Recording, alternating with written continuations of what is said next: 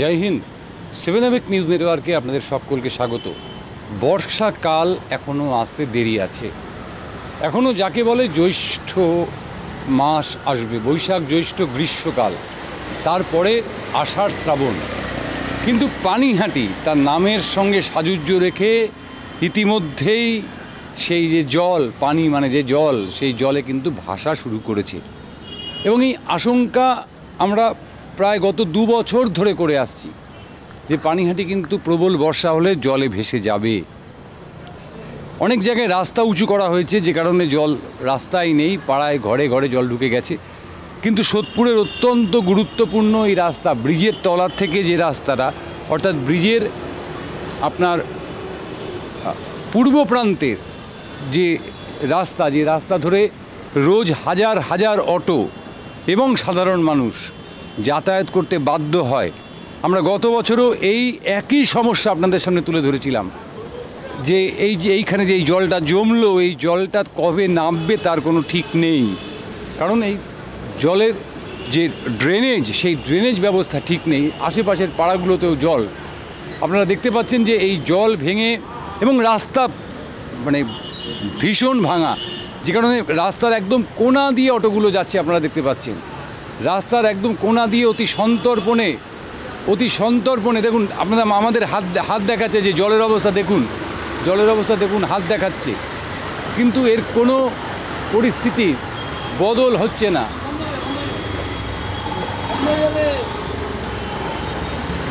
দাদা, কি পরিস্থিতি আপনাদের? কি বলবো বলুন, এইরকম জল চলছে, জল হলে এরকম হয়। জল হলে এরকম, হ্যাঁ, কোনো নেই, বন্ধ হয়ে যেতে পারে গাড়ি, বন্ধ হয়ে যায়। আচ্ছা, বেরিয়ে যান। অটোওয়ালারা বলছে যে কোনো মুহূর্তে গাড়ি বন্ধ হয়ে যেতে পারে। আমরা এগোবো ধীরে ধীরে, যে এখানের কি পরিস্থিতি দেখুন। রাস্তা প্রচণ্ড ভাঙা, যে কারণে অটোগুলো একটা কোণা দিয়ে আসছে। অটোগুলো শুধু না, যে গাড়িগুলো আসছে সেই গাড়িগুলো একটা কোণা দিয়ে আসছে। অর্থাৎ দীর্ঘদিন রাস্তা মেরামত না করার জন্য এই পরিস্থিতি তৈরি হয়েছে। আমরা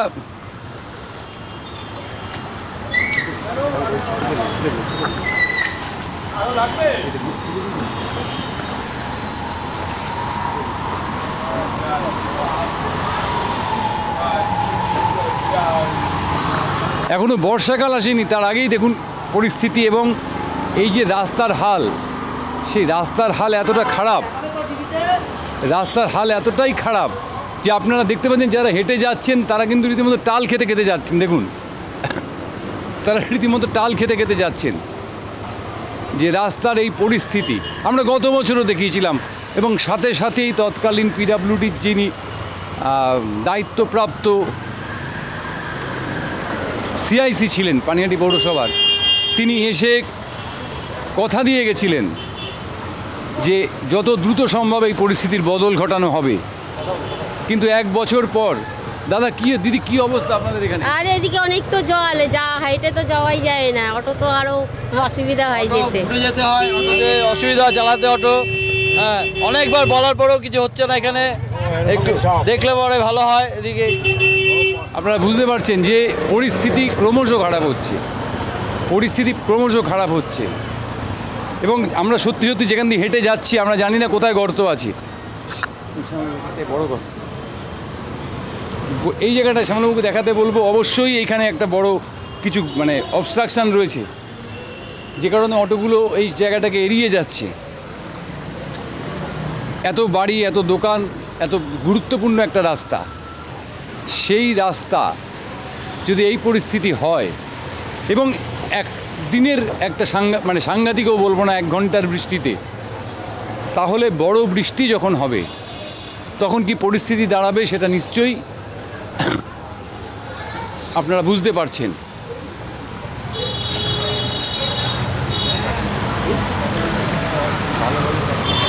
দেখুন, গাড়ি বন্ধ হয়ে যাচ্ছে জলে। দাদা, কি পরিস্থিতি? জলে তো গাড়ি বন্ধ হয়ে যাচ্ছে। হ্যাঁ, কি আর করা যাবে? বুঝতেই পারছেন, পর অটো আসছে, কতটা ব্যস্ত রাস্তা, সেই রাস্তার এই হাল। সেই রাস্তার এই হাল। আমরা পাড়াতে ঢোকার চেষ্টা করব, একটা নির্দিষ্ট অংশে জল দাঁড়িয়ে আছে, আমরা স্পষ্টত দেখতে পাচ্ছি। আমরা দোকানদারের সঙ্গে কথা বলবো, স্থানীয় বাসিন্দা দোকানদারদের সঙ্গে কথা বলবো। দাদা, কত দিন ধরে এই সমস্যা? বছরের সমস্যা, 30 বছরের। গতবার তো এখানে পৌরসভা ও পরিষ্কার হয়েছে, সব পরিষ্কার হয়, কিচ্ছু মাঝখানে পরিষ্কার হয় না। ওই জায়গায় জায়গায় পরিষ্কার হয়, জায়গায় জায়গায় পরিষ্কার হয়, এই সমস্যা। কতদিন জমে থাকবে? তাও আজকে 2 দিন থাকবে জল। আবার যদি মাঝে বৃষ্টি হয় তাহলে ও তো লং লাইফ তাহলে। আপনারা বুঝতে পারছেন যে 30 বছর ধরে অভিযোগ, স্থানীয় বাসিন্দাদের অভিযোগ, 30 বছর ধরে এই পরিস্থিতি। আমরা কিন্তু বারংবার বলছি যে গতবার আমরা এই জলের সমস্যার যখন সম্প্রচার করি তখনই সাথে সাথে ছুটে এসেছিলেন পানিহাটি পৌরসভার তৎকালীন যিনি পিডাব্লিউডি বিভাগের দায়িত্বে ছিলেন, সেই সিআইসি মেম্বার।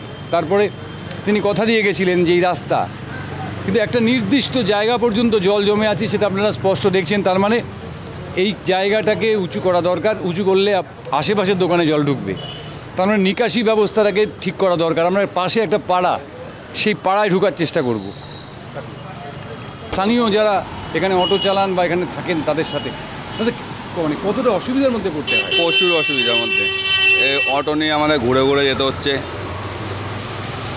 এই দিক দিয়ে ফাঁড়ির পেছন দিক দিয়ে আমাদের যেতে হচ্ছে 1 কিলোমিটার 1.5 কিলোমিটার ঘুরে ঘুরে যেতে হচ্ছে প্রত্যেক দিন। কালকে তো আরও জল ছিল, ওই পর্যন্ত জল ছিল কালকে, মানে সন্ধ্যার পরে। হ্যাঁ সন্ধ্যের পরে স্ট্যান্ড পুরো ভর্তি হয়ে গেছে, আমাদের উল্টো দিক দিয়ে যেতে দেয় না।